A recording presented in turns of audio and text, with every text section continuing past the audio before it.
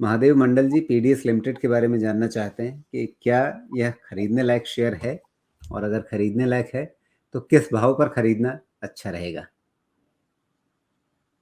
ये PDS limited कौन से? PDS multinational fashion limited full form यही नहीं, पीडीएस लिमिटेड नाम से ही आ रहा है।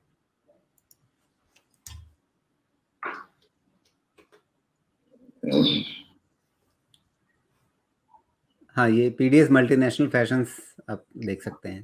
फिर ठीक है।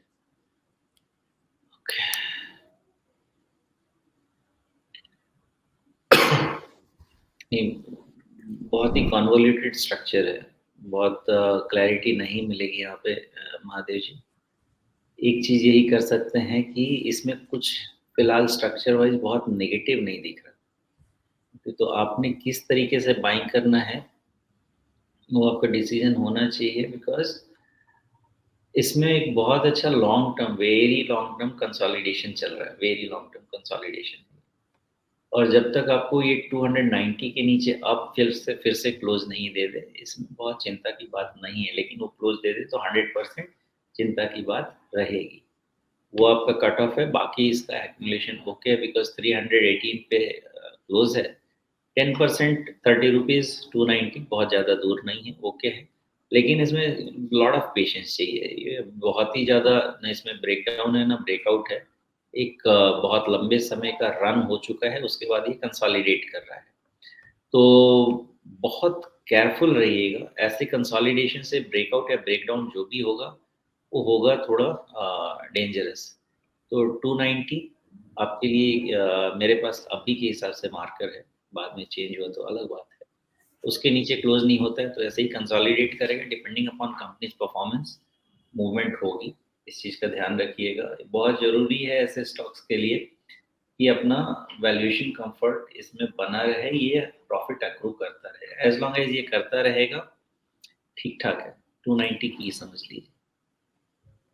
जी, ये जिस सेक्टर से है वहाँ पर मैं देख रहा था कि वैल्यूएशन को लेकर के बहुत अलग-अलग तरह के एक्सट्रीम नज़र आ रहे हैं। मतलब कोई एक सेट पैरामीटर नहीं इस इंडस्ट्री का दिख रहा है। एक तरफ पेज इंडस्ट्री है जो बहुत ऊँचे मूल्यांकन पर है, रेमंड है जिसका मूल्यांकन पीडीएस के लगभग बराबर है। तो इसको कैसे समझेंगे? क्या ये इन्वेस्टमेंट ग्रेड में इसे रखा जा सकता है? नहीं, क्यों रख सकते हैं ना, 4,500 करोड़ की कंपनी है, तो उस हिसाब से तो आपके इन्वेस्टमेंट कैटेगरी में क्वालिफाई करती है, लिक्विडिटी वगैरह सब मिल जानी चाहिए, उसमें कोई दिक्कत नहीं लगती है मुझे। वैल्यूएशन भी बहुत ज़्यादा कोई दिक्कत नहीं है, लेकिन इसका डेट लेवल हाई है। अब प्रॉब्लम क्या हो जाती है कि इंक्रीजिंग इंटरेस्ट रेट सिनेरियो में, पहले भी समझाया मैंने, जो आपका ग्रोथ कैपिटल का भी डेट है वो भी परेशान करता है। और वन डेट इक्विटी अगर वन हुआ तो बहुत कंफर्टिंग इन दी राइजिंग इंटरेस्ट रेट सिनेरियो जहां पे नहीं होता है, वो आपके लिए बर्डन बन जाएगा। तो इस कंपनी का अगर कुछ प्रॉब्लम अगर होगा तो वो इंटरेस्ट बर्डन होगा। तो अगर ग्रोथ इसको आउटडू कर सकता है इसके इंटरेस्ट बर्डन को, तो एटलीस्ट ये गिरेगा नहीं। लेकिन अगर वो कभी हावी हो गया, अगर मार्जिन पे ये हावी होने लगेगा, तो फिर प्रॉब्लम होगी। जब तक वो नहीं है, इसको बेनिफिट ऑफ डाउट मिलता रहेगा। तो मेन प्रॉब्लम इस कंपनी की ग्रोथ नहीं होनी चाहिए, मेन प्रॉब्लम इस कंपनी का डेट होना चाहिए। तो डेट रिडक्शन का अगर इनके पास कोई प्लान है तो वो इस कंपनी के वैल्यूएशन को ज़्यादा हेल्प करेगा, थोड़ी लिवरेज ज़्यादा देगी। वैसे तो लोग कहते हैं डेट इक्विटी 1:1 ओके है, मुझे नहीं जमता in rising interest rate scenario, because मेरा कैपिटल ही मेरे लिए मुसीबत बन जाता है इंटरेस्ट सर्विसिंग के हिसाब से। जी। जून से सितंबर तिमाही में इसके मुनाफे में काफ़ी अच्छी बढ़त देखने को मिली थी क्वार्टर ऑन क्वार्टर, लेकिन वैसा कोई हमें शेयर भाव में करिश्मा नज़र नहीं आया।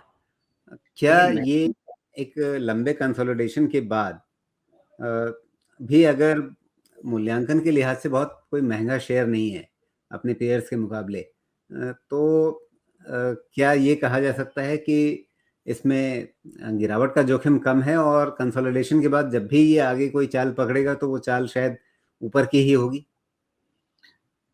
यहाँ पे थोड़े इसके इंटरनल्स को डीप एनालाइज कीजिए। इसका जो इंटरेस्ट बर्डन है बहुत तेजी से भाग रहा है।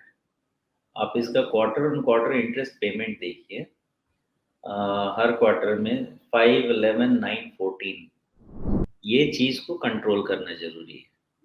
अगर ये बर्डन को कंट्रोल करेंगे, तो फिर इनके प्रॉफ़िटेबिलिटी बेटर होगी, नहीं तो वो इम्पैक्ट होगा एक समय में। अब यहाँ पे जो प्रॉफ़िटेबिलिटी आपको बेटर दिख रही है, उसमें अदर इनकम कंपोनेंट बहुत ज़्यादा है। तो उसको भी माइनस करके फिर डेट को एडजस्ट करके सब देखना पड़ेगा ना। इसलिए एक सिर्फ़ बर्ड्स आई व्यू देंगे तो हो सकता है कि आपको ये अच्छा दिखे कि इतना पैसा बना रहा है, फिर क्यों प्राइस नहीं चल रहा है। वो तो बेक्ड इन है, जेन्युइन पैसा बनाना है। जेन्युइन पैसा बनाने का मतलब ये है कि आपका प्रॉफ़िट क्लीन प्रॉफ़िट होना चाहिए, जिसमें आपका डेट का बहुत बर्डन नहीं होना चाहिए, वन टाइम इनकम नहीं होना चाहिए। जो आपका इनकम कंट्रीब्यूशन है, वो रेगुलर सेल्स का होना चाहिए। तो उसको मार्केट ज़्यादा वैल्यू देगा ना। अब इसकी और जॉकी का क्या नाम है? नाम भूल जाता हूँ। पेज।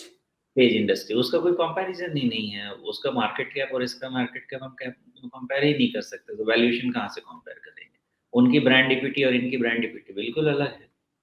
तो ब्रांड इक्विटी के हिसाब से वैल्यूएशन मिलेगा इनको।